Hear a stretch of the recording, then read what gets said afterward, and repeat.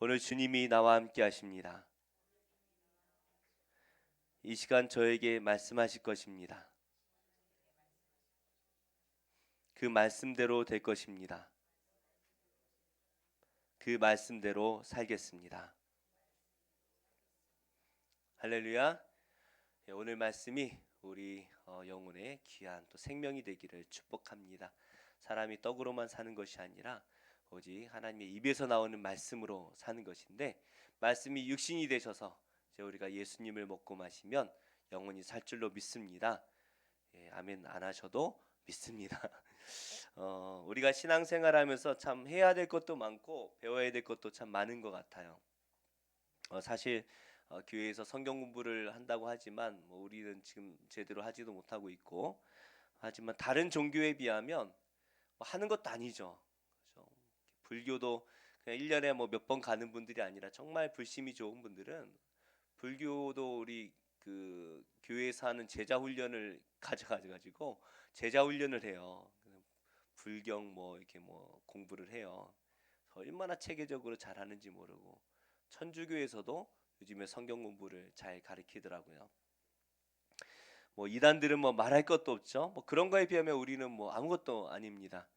그런데 우리가 예수님을 믿는다고 하면 다른 건 다 몰라도 괜찮은 것 같아요.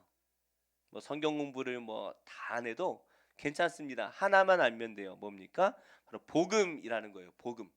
우리가 복음을 들었고 복음을 믿었고 또 복음으로 살고 있습니다.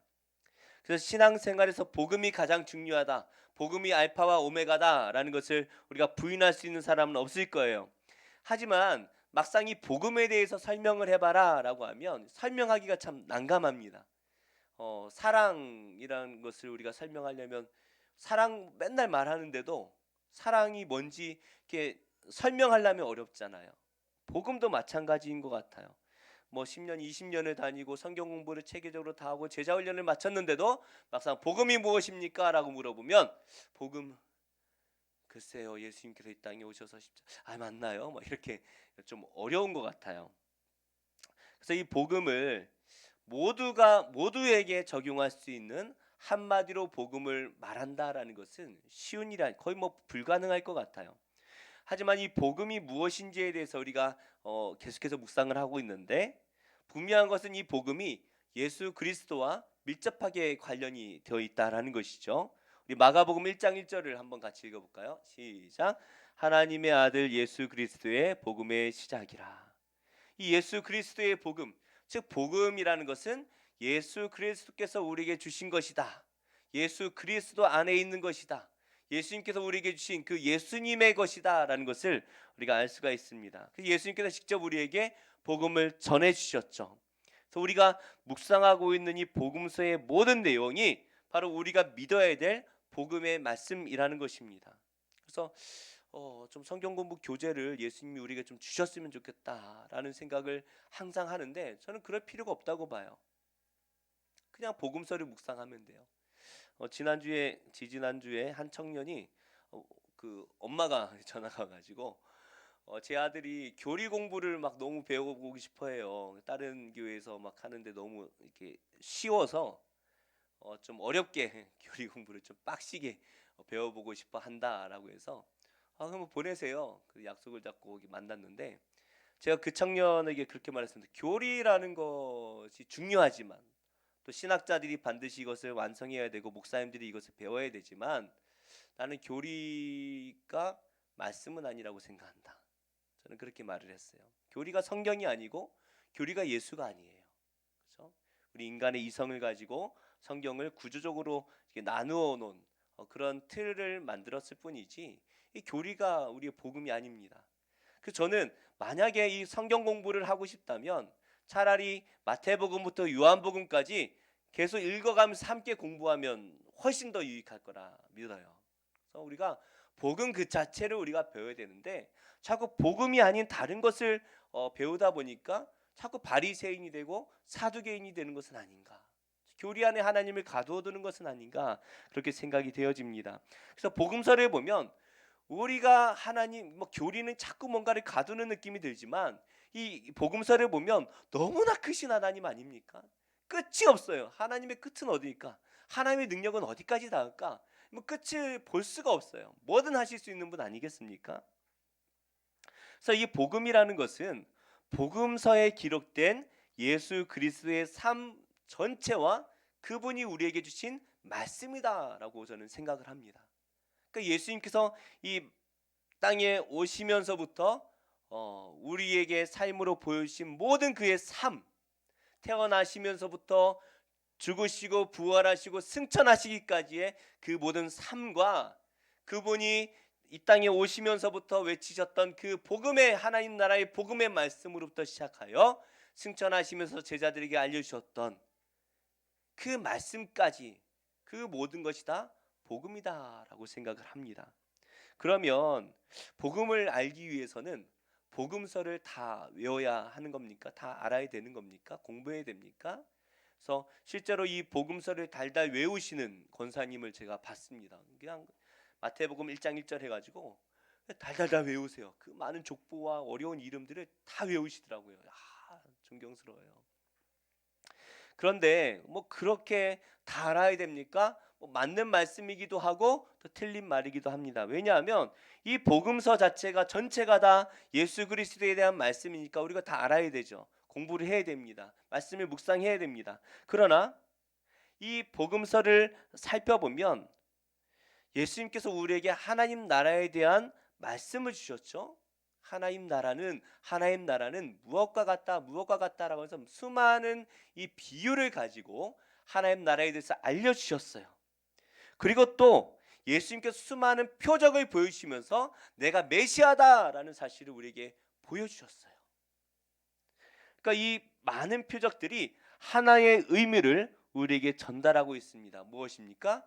예수님께서 메시아이시다라는 것이죠. 그래서 유대인들에게는 뭐예요? 구약에서 약속하신 메시아, 너희가 그렇게도 기다리며 기도하던 그 메시아가 왔다라는 거예요. 너희 눈앞에 있다라는 것을 수많은 표적들을 통하여 보여주시는 거예요. 또 우리 이방인들을 향해서는 너희를 구원할 수 있는 유일한 메시아가 나다라는 것을 예수님이 보여주시는 거예요.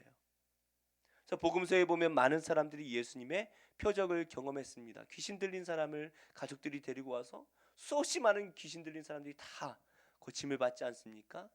죽을 병에 걸린 사람들, 심지어 죽었던 사람까지도 예수님이 다 살려주십니다. 죄를 사람들이 손가락질하면서 저는 죄인이야, 저거는 죽을 놈이야, 절대로 구원받을 수 없어 라고 낙인 찍었던 사람들이 예수님을 믿고 영접하지 않습니까? 오병이어의 기적, 칠병이어의 기적, 수만 명, 정말 이 모든 가족까지 포함한다면 수십만 명이 이 예수님의 이 놀라운 표적을 다 눈으로 봤어요. 내 눈앞에서 똑똑히 봤어요. 부인할 수가 없는 거예요. 우리 드라마에 보면은 머슴 같은 사람이 나서 제가 지 눈으로 똑똑히 봤구만요 하는 거 있잖아요. 똑똑히 봤어요. 산 증인이에요. 누가 보더라도 이분은 메시아라는 겁니다. 수십만 명이 이 메시아를 만났습니다. 그래서 우리가 기억해야 될 게 있어요. 뭐냐면 예수님은요, 인류를 구원하기 위해 오신 분이 아닙니다. 이 목사님 무슨 말씀이세요? 백마 타고 왕궁에 오셔서 온 사람들이 향해서 나팔을 불면서 애따 구원받아라 이렇게 말씀하시지 않았다는 거예요. 예수님께서는 한 명 한 명을 찾아다니셨어요. 한 명 한 명 찾아다니신 그 복음이 우리 복음 사복음서에 다 기록되어 있는 거 아닙니까? 한 명 한 명 찾아가셔서 병자들이 올 때에 뭐 수천 명을 모아놓고 다 나라 해가지고 다 낫게 하신 것이 아니라 한 명 한 명 안수하시며 그들을 안타까워하시며 기도하시고 그들을 다 고쳐주셨다는 거예요. 이게 무슨 말입니까? 온 인류를 위해 오신 분이 아니라 나를 구원하기 위해 오셨다라는 것이죠. 나를. 우리 성도님께서는 예수님께서 나를 구원하기 위해 오신 분이라는 것을 믿으십니까? 이것이 믿어져야 돼요. 많은 사람들을 위해 그냥 한꺼번에 구원하기 위해 오신 분이 아니라 우리 예수님은 나의 예수님이에요. 성경 속에 계신 예수님이 아닙니다. 나의 부모님의 예수님이 아니에요. 내 친구를 나를 전도한 사람의 예수님이 아니에요. 이 예수님은 나의 예수님이 되어야 됩니다. 나를 구원하신 메시아가 되셔야 되는 거예요. 그분이 나의 예수님, 나를 구원하신 메시아이십니다. 오늘 이 말씀에 나오는 이 예수님이 나의 예수님이 되시기를 축복합니다. 그래서 성경을 기록하신 그런 성경 속에 나오는 이 말씀이 아니라 오늘 나의 마음에, 나의 귀에 들려주시는 그 음성이 들리기를 축복합니다. 복음이라는 것은 뭐 글자 그대로 한다면 복된 소식이라는 뜻이죠. 좋은 소식, 복된 소식, 뭐 이런 말이에요. 그렇다면 무엇이 복된 소식입니까? 지금 우리에게는 어떤 소식이 복음으로 들려오고 있습니까? 어떤 분에게는 청약 당첨되는 게 복음으로 들려올지도 모르겠어요. 저에게도 그런 기도를 많이 부탁하세요. 목사님 이번에 어디 청약을 넣었는데 꼭 당첨되게 해주세요. 거기가 그렇게 좋은데요? 무려 자이예요. 이거 되기만 하면 2천 그냥 버는 거예요. 목사님 기도해 주세요. 제가 그 기도를 했을까요? 안 했을까요? 안 했어요. 해드릴게요. 거짓말하고 안 했어요. 어떻게 그게 복음이 아니잖아요. 어떤 분에게는 복권이 당첨됐다라는 게 복음으로 들릴지도 모르겠습니다. 토요일 저녁에 몇 시에 하는지 모르겠지만 6시 7시쯤 하나요? 그때 막 TV를 어느 방송국인지도 모르겠는데 TV를 보면서 숫자를 이렇게 하나씩 맞춰가면서 우와 우와 하다가 마지막 숫자가 딱 맞을 때에 할렐루야 하나님 살아계십니다 이렇게 외치는 것이 과연 복음입니까? 취직이 되었다라는 소식이 복음일까요?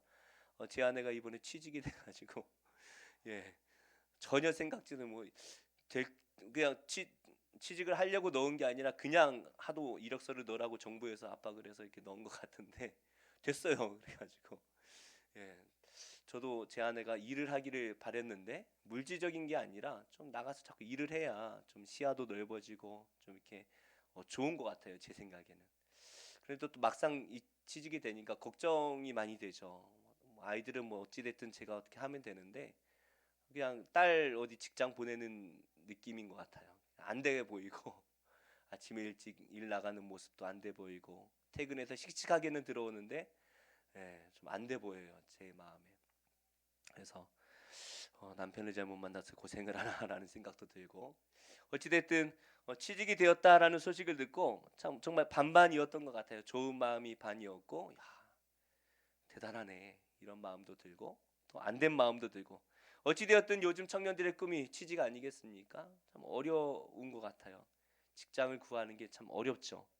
그런데 당신이 이번 뭐에 합격되었습니다 라는 문자를 딱 받았을 때 할렐루야 하나님 살아계십니다. 이게 나의 복음일까요? 대학에 합격했다는 당신은 이번에 서울대학교에 합격했습니다 라는 소리를 오늘 여기 계신 세 분이 들으시기를 축복합니다. 제가 제 아내한테 서울대를 지나가면서 내 아들이 여기만 합격하면 뭐 그죠? 전철 타고 오면 1시간인데 차 타고 오면 한 20분도 안 걸리는 것 같아요. 차를 하나 못 사주겠나 중고차라도 그런 말을 제가 그랬어요.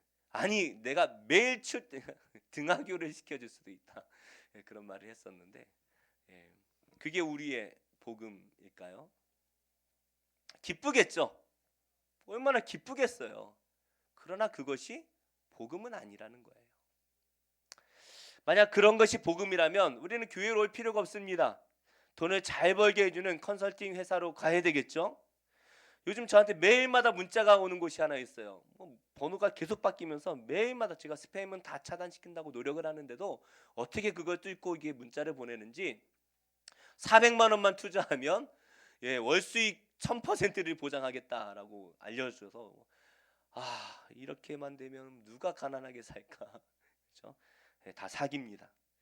혹시나 이 돈 잘 버는 게 나의 복음이라고 생각하면 교회로 오시지 말고 여기 한번 전화해 보세요. 제가 문자로 전화번호 알려드릴게요. 사기 당할 겁니다.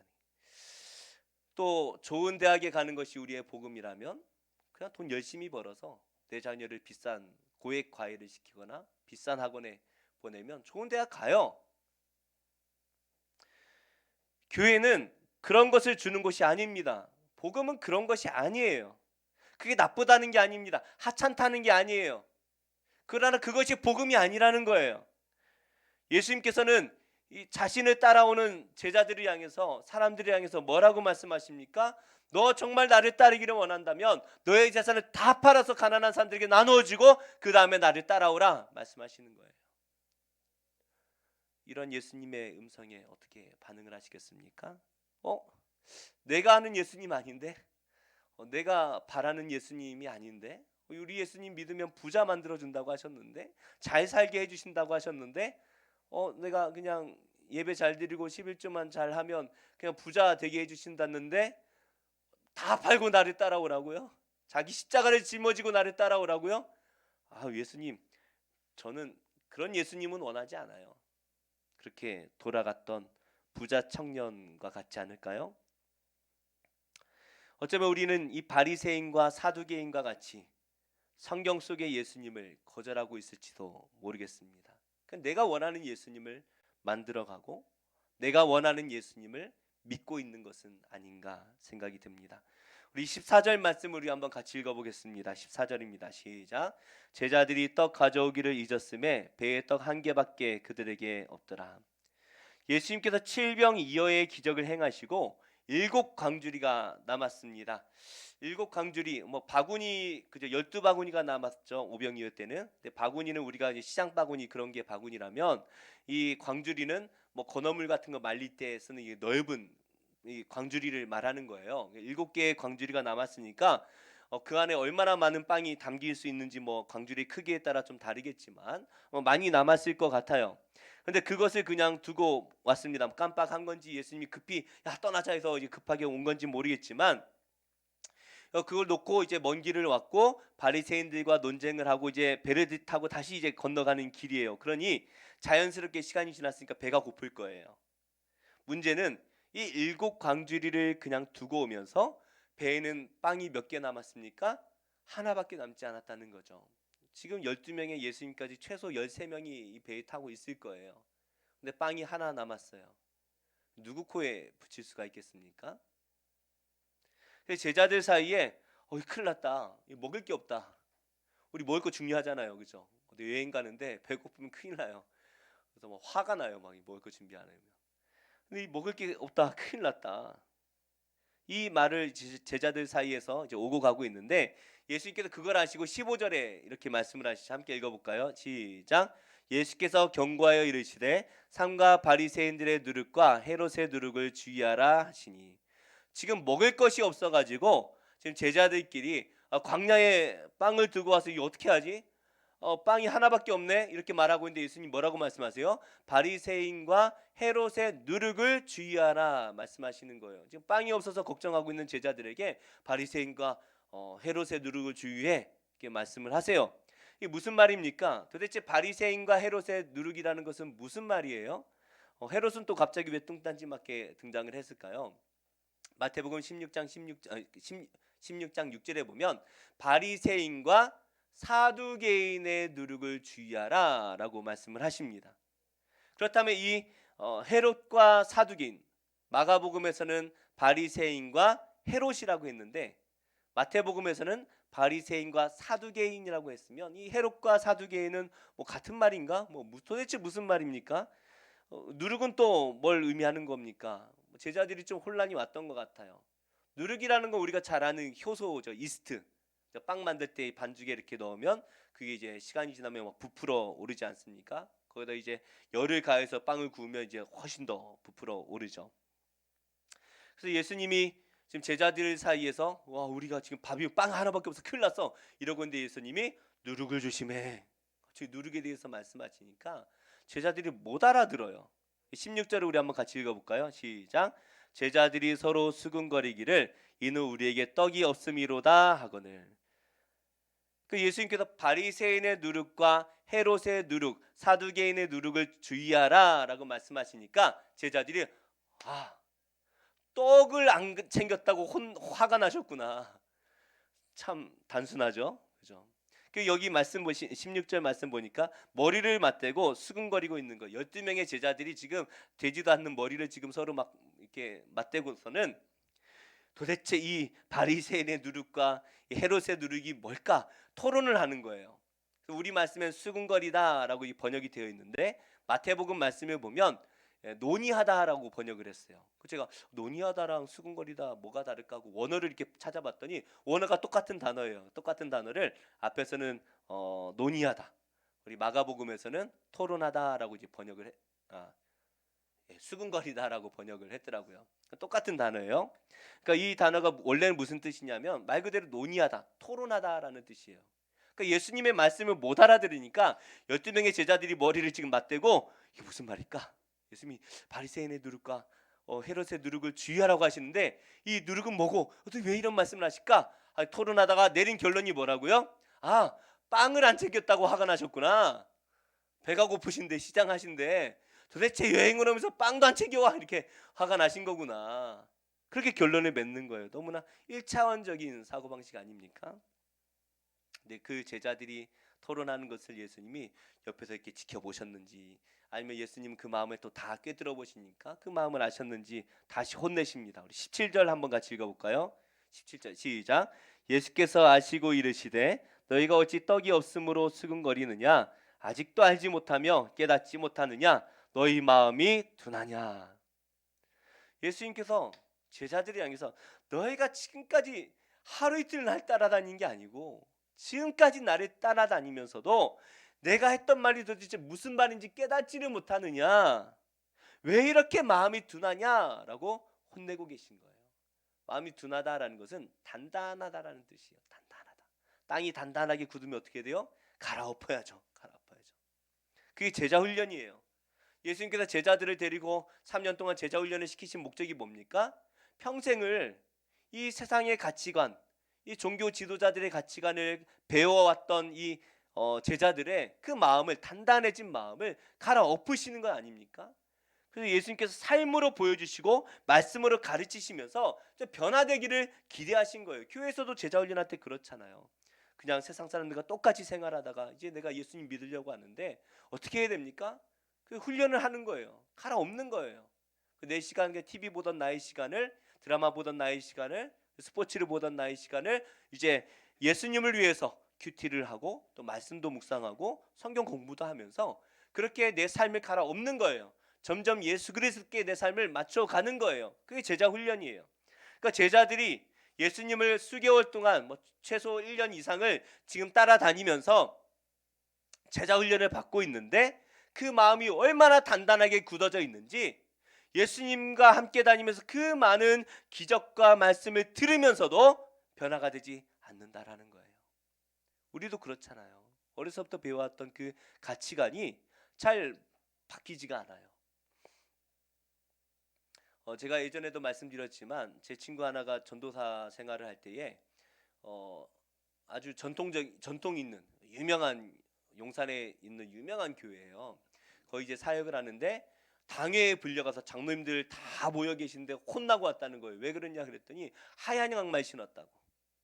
어떻게 전도사가 색깔 있는 양말을 신느냐, 하얀 양말 신었다고 혼나고 왔다는 거예요. 그래서 제가 그랬죠. 저희들이 야, 검은 게 색깔이 있는 거고 하얀 게 색깔이 없는 거 아니야? 색을 빨면 흰색이 되잖아. 그랬더니 그냥 검은색 해야 된대. 혼났다는 거예요. 그냥 어려서부터 그렇게 배워 오신 분들은 그런 게 다 이제 거슬릴 수가 있겠죠. 지난주에 이제 한 청년하고 이제 성경 공부를 시작을 했는데 그 청년하고 이제 성경 공부를 하면서 이제 창세기 1장에서 말씀하시는 창조 순서와, 그래서 우리는 첫째 날은 빛을 만드셨고 하면서 마지막에 안식일을 만드셨던 그 순서와 2장에 나오는 창조의 그 순서가 다르다 하고 말을 했더니 깜짝 놀라는 거예요. 왜 목사님? 달라요? 달라. 그랬더니 깜짝 놀라는 거예요. 그 이제 성경을 펴서 이제 막상 이 비교를 해보니까 달라요. 성경에서는 식물을 다 만드시고 보시기에 심이 좋았다라고 해서 식물이 다 가득 차는데 2장에 보면은 이슬만 안개만 가득하고 아직 농사를 짓지 않아가지고 식물이 없어요. 그래서 하나님이 사람을 창조하신 거예요. 그 식물 이렇게 농사를 짓도록 사람을 창조하신 거예요. 순서가 달라요. 그러니까 어려서부터 내가 배워왔던 그 말씀과 다르니까 이게 받아들여지지가 않는 거예요. 단단해져 버린 우리의 생각은 잘 안 바뀝니다. 특별히 우리가 세상 살아가면서 우리가 종교적인 이 가르침을 배워왔던 모든 것들이 잘 안 바뀌어요. 이렇게 마음이 둔해져 버린, 단단해져 버린 제자들이 예수님과 함께 다니면서 수많은 사람이 고침을 받고 귀신이 쫓겨나고 이방인들이 돌아오고 오병이어와 칠병이어의 기적을 당장 눈앞에서 보았지만 그들이 정말 보고 깨달아야 되는 것들은 보지 못하고 깨닫지 못했다라는 거예요. 무엇입니까? 우리는 예수님이 바라신 것은 그 떡이 아니라, 그 떡 먹은 거, 그 먹고 배부른 거, 이게 아니라 예수님 무엇을 바라세요? 떡을 주신 분을 바라보기를 원하신 거예요. 내가 메시아야, 내가 생명의 떡이야, 너희는 나만 먹고 마시면 돼 라고 우리에게 말씀하시면서 이 떡을 떼어주신 것인데, 사람들은 뭘 봅니까? 그 떡만 보는 거예요. 예수님, 와, 5천 명이나 되는 사람들을 먹이셨네요. 와, 먹었더니 배가 불러요. 나눠줘도 계속 나눠줘요. 배가 터질 것 같아요. 근데 생각해 보세요. 그게 얼마나 가까요? 자고 일어나면 배고파지잖아요. 그럼 또 짜증이 나기 시작합니다. 우리도 그렇지 않습니까? 눈앞에 어떤 고난이 있을 때에는 그 고난이 지나가게 해달라고 눈물로 기도하면서 매달립니다. 그리고 고난이 지나가면 잠시 기뻐합니다. 할렐루야, 하나님이 나의 고난을 지나가게 하셨구나. 문제는 고난이 또 찾아오면 또 죽을 것 같이 살아가게 된다라는 거예요. 그리고 예수님께서 그 고난을 지나게 하실 때에 무엇을 기대하십니까? 나를 바라봐, 나를. 이 고난이 지나간 것에 만족하지 말고 이 고난을 지나가게 한 나를 바라봐야 돼. 내가 너의 메시아야 라는 것을 우리에게 말씀하시는 거예요. 제가 결혼하고 이제 교회 사택에 살았습니다. 아주 그냥 뭐 통과 제리가 위에서 막 찍찍찍 하면서 야옹야옹 하면서 막 돌아다니던 아주 오래된 사택에서 이렇게 살았는데, 이제 처음으로 이제 서울로 사역을 옮기면서 거기서 전세 자금을 못 대주겠다고 방 알아서 구해라 말씀을 하셔서 급하게 이제 돈을 구해야 되는데 돈이 어디 있겠어요. 제 아내가 이제 퇴직금을 그때 받고 저도 이제 사례비 받고 퇴직금 조금 이제 받고 뭐 아무리 합해도 돈이 모자랍니다. 그래서 은행을 갔는데 목사라고 대출이 안 된다는 거예요. 딴 직업은 다 되는데 목사는 안 된대요. 지금 서류를 뭐뭐 떼어라 그래서 떼갔는데도 안 된대요. 당장 4천을 모아야 그나마 이제 방 하나라도 있는 그런 전셋집을 구할 수 있어서 그냥 기도만 했습니다. 근데 은행에서 갑자기 전화가 왔어요. 1,500을 대출해 주겠습니다. 전화가 왔어요, 저한테. 제가 퇴짜 맞은 그 은행에서 전화가 와서 1,500을 해주겠습니다. 왜요? 그랬어요. 제가 왜요? 감사합니다가 아니라 왜요? 그랬더니 가장이면 1,500까지는 그냥 해준다는 거예요. 그래서 그 돈을 대출을 받았습니다. 그리고 여기저기 막 돈을 뭐 성도님들이 불러서 5만 원도 주시고 10만 원도 주시고, 어떤 권사님이 50만 원을 주셨다가 또 부르셔서 또 50만 원을 주시면서 목사님 하나님이 자꾸 주래요 해서 또 돈을 받고, 이렇게 뭐 하고, 또 제 친구 어머니가, 제 친구도 아니고 제 친구 어머니가 500을 또 빌려주신다 그래서 또 500을 빌려주시고, 이렇게 해가지고 딱 4천이 모였습니다. 그리고 이사하고 짜장면 시켜 먹고 나니까 지갑에 10,000원짜리 한 장 없이 다 떨어졌어요. 그때 제가 깨달은 게 하나님께서 다 필요를 채워주시는구나. 넘치도록 남으면 12광주리가 남으면 또 교만할까봐 하나님이 하신 것을 알게 하시려고 정말 10,000원짜리 한 장 남지 않게 이렇게 만드시는구나 깨달으시더라고요. 이걸 경험하고 나니까 저를 채워주시고 인도하시는 하나님이 느껴지는 거예요. 그 다음에 일산으로 이사 갈 때도 뭐 돈이 솔직히 어디 있습니까? 마지막 날 또 어떻게 해서 마지막 날짜가 정해져 가지고 그때까지 계약을 해야 되는데 기가 막히게 그날 저녁에 계약서를 또 팩스로 보내주게 되고, 또 안양으로 올 때도 2년 좀 넘었죠. 그때 전세 대란이 나가지고요, 장난 아니었죠. 2억 4천짜리 전세가 났다고 해서 이 보러 가는데 뭐 몇 명이 같이 보러 올라갔어요. 근데 보러 올라가는데 2억 4천짜리가 2억 6천이 되고 올라가니까 2억 7천이 됐어요. 그래서 우리 2억 7천까지 올라가면 우리 대출도 안 되고 못 받습니다. 그런데 걱정이 안 되더라고요. 하나님 알아서 다 해주시겠지. 그래서 저희 형편에 맞는 너무나 좋은 집을 또 얻게 해주세요. 떡이 중요한 게 아니라 그 떡을 주신 그 예수 그리스도를 바라보며 살아갈 때에 우리는 걱정할 것이 없다라는 거예요. 고난의 깊은 골짜기를 지난다 할지라도 그 예수님이 우리를 안위하실 것을 믿기에 우리는 두려울 것이 없습니다. 오늘 주제로 좀 다시 돌아가 보면 이 바리새인의 누룩과 헤롯의 누룩은 도대체 무엇을 말씀하는 것일까요? 우리 마태복음 16장 12절도 한번 같이 읽어볼까요? 시작. 그제서야 제자들이 떡의 누룩이 아니요 바리새인과 사두개인들의 교훈을 삼가라고 말씀하신 줄을 깨달으니라. 예수님께 단단히 혼이 나고 나서야 제자들이 이제 비로소 깨달았습니다. 예수님이 말씀하신 이 누룩이라는 것이 떡을 만들 때 넣는 그 누룩이 아니라 뭐라고요? 바리새인과 사두개인들의 교훈, 가르침이구나. 이것을 조심하라는 뜻이구나 라는 것을 깨달았다라는 것이죠. 예수님께서 바리새인들을 혼내실 때에 뭘 가장 비난하십니까? 그들이 외식하는 모습에 대해서 비난을 많이 하셨죠. 그래서 겉으로는 하나님을 잘 믿는 것 같아요. 옷도 거룩해 보입니다. 딱 봐도 거룩해요. 그런 옷을 입고 말도 늘 거룩하게 하고 기도도 하나님 앞에서 많은 사람 앞에서 막 거룩하게 기도하고 헌금 막 구제 헌금할 때도 많은 사람들이 보는 앞에서 막 땡그랑 땡그랑 하면서 헌금을 많이 해요.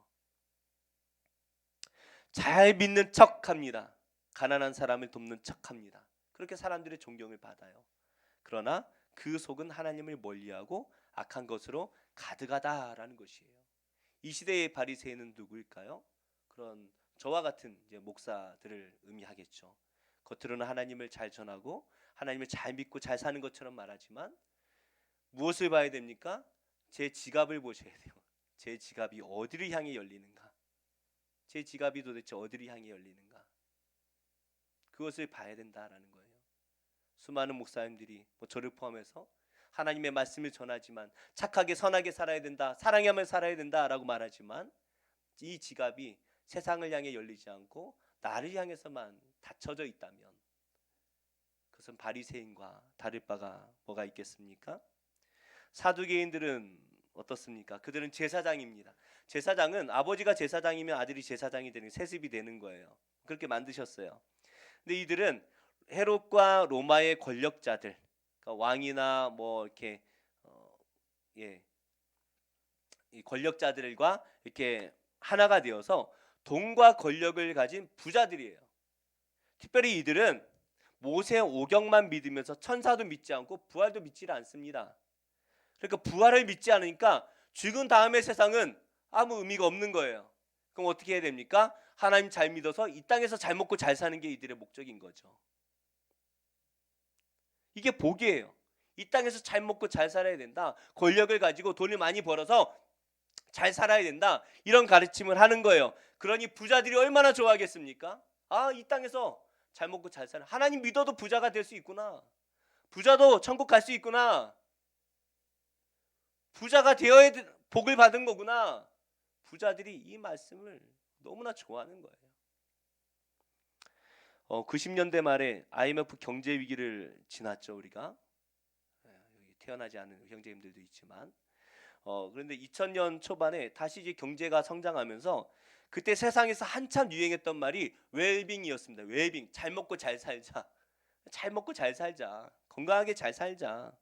그 교회에서도 잘 먹고 잘 살자는 설교가 많이 유행을 했던 것 같아요. 여러분 잘 먹고 잘 삽시다. 뭐 이렇게 대놓고 말은 하지 않았지만 그 내용이 그거예요. 그러다가 세상에 성공이 유행을 합니다. 대박, 그죠? 대박. 성공 신화 이런 것들이 세상에 막 유행하고 이 베스트셀러를 보면 다 성공에 관련된 어떻게 재테크를 하고 부동산 투기를 하고 어떻게 이런 내용들만 가득했어요. 그래서 교회에서도 뭐예요? 예수님 믿고 기도하면서 복 받아서 성공합시다. 다윗이 어려서부터 물맷들을 열심히 훈련을 해가지고 기도도 열심히 해가지고 하나님이 그 훈련한 것을 사용하셨습니다. 열심히 살고 열심히 성공하십시오. 그래서 그때 한참 유행했던 게 강점으로 일하라. 장점으로 일하라. 여러분 성공하십시오. 또 긍정의 힘, 여러분 할 수 있습니다. 여러분 부자 될 수 있습니다. 성공할 수 있습니다. 기도하면 복받고 성공한다. 열심히 일하면서 믿음까지 좋은 이 다윗을 우리가 닮아야 된다. 그런 가르침이 넘쳐나지 않았습니까? 겉으로는 하나님에 대한 말씀을 전합니다. 그러나 그 속을 들여다보면 뭘 말해요? 나의 성공을 말하고 있는 거예요. 나의 성공. 하나님이 아니라 나의 성공을 가르쳐 주는 거예요. 오늘 말씀에 예수님께서 이런 가르침을 조심하라 말씀을 하시는 겁니다. 다른 게 아니에요. 이런 가르침을 조심하라 말씀하시는 거예요. 성공해라, 부자 되라. 누룩을 조심해야 됩니다. 겉으로는 그럴싸해요. 얼마나 맛있어 보입니까? 요즘 빵집이 트렌드가 뭐냐, 그 유행이 뭐냐면 커야 돼요. 건물도 커야 되고 빵도 아주 크고 먹음직스럽게. 그래서 제일 중요한 게 뭐냐면 사진에 잘 나와야 돼. 인스타 사진에 잘 나오게. 화려합니다. 너무나 맛있어 보이고 너무나 좋아요. 그런데 문제는 뭐냐면 막상 가보면 비싸기만 되게 비싸고 먹기가 너무 불편해요. 너무 커가지고 사진 찍으면 너무나 맛깔스럽게 예쁘게 나오는데 막상 먹어보면 이게 크림도 막 질질 흐르고 막 안에 있는 내용물 다 삐져나와가지고 먹을 수가 없어요. 도무지. 거기다가 맛도 없어요. 보기만 좋지 맛이 없어요. 그래서 어떤 유명한 카페 막 차가 줄을 서는 카페가 있어서 한번 가봤더니 입구 옆에요 커피가 먹다 그 반도 안 마신 커피가 수북히 쌓여 있어요. 대부분 한 80% 이상이 반도 안 마시고 쌓여 있어요. 맛이 없어가지고. 그런데도 사진 찍으면 막 멋있으니까 열광을 하고 가는 거예요. 뭐가 있나? 예수님은 그런 걸 조심하라는 거예요. 네, 빵집을 조심하라는 게 아니라 그런 겉으로 화려한 신앙생활, 겉으로 하나님을 잘 믿는 척하면서 그 속은 맛대가리 없는, 도무지 먹을 수 없는 그런 신앙생활을 하지 말라는 것입니다.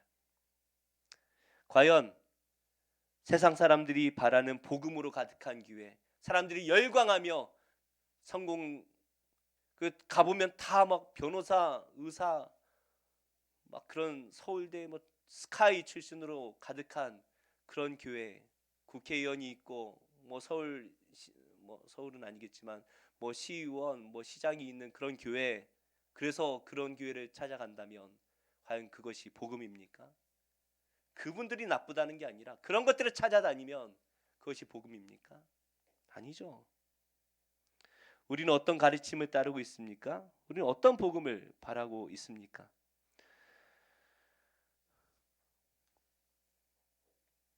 예수님이 아니라 세상의 성공과 돈을 사랑하고 따르고 있다면 그것은 적어도 복음은 아닐 것입니다. 어떤 분이 그렇게 말해요. 목사님, 정말 목사님이 세상을 몰라도 너무 모르세요.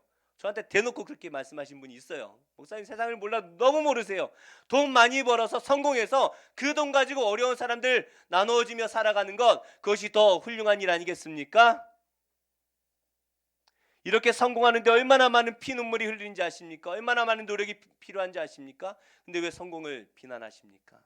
아니에요. 좀 성공하신 분들을 비난하는 게 아니에요. 돈을 잘 보고 계시고 열심히 사는 분들은 열심히 사세요. 그렇게 살아야 됩니다. 그러나 중요한 것은 우리의 내면이 무엇으로 채워져 있는가? 정말 그 성공만으로 성공하기 위해서 내 모든 삶이 맞춰져 있다면 그 사람은 적어도 복음으로 사는 사람은 아니라는 것이죠. 예수 그리스도의 말씀으로 채워져 있어야 합니다. 우리 주변 사람들이 나의 삶을 보면서 예수 그리스도의 복음을 바라보고 있습니까? 와, 저 사람 보니까 정말 예수님이 살아계신 건 그래요. 세상이 다 목사들 욕하고 교회를 욕해도 내가 저 집사님 보니까 교회 욕 못하겠어. 딴 사람은 다 아닌데 저 사람은 정말 진짜야. 그런 말을 들어야 되지 않겠습니까? 말로만 복음을 전하는 것이 전도라고 착각하고 있지는 않습니까? 인터넷에 보니까 누가 하소연하며 글을 올렸습니다. 식당을 운영하는데 40명이 넘는 손님이 우르르 들어왔다는 거예요. 얼마나 좋아요. 식당 하시는 분 입장에서 순간 좋았을 거예요. 그런데 갑자기 자리를 막 40명이 넘는 사람이 우르르 이렇게 막 앉더니 음식을 딸랑 4개를 주문하더래요. 그러면서 앞접시를 달라 그래서 44개의 앞접시를 다 나눠줬답니다. 그리고 소주만 10병을 시키고 먹고 나갔는데 그 자리에 보니까 밖에서 가지고 들어온 커피 10개를 그냥 놔두고 그냥 나갔다는 거예요.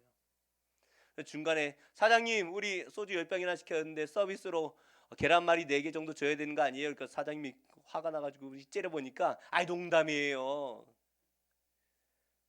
근데 그 사람들 하는 얘기를 들어봤더니 교회에서 왔다라는 거예요.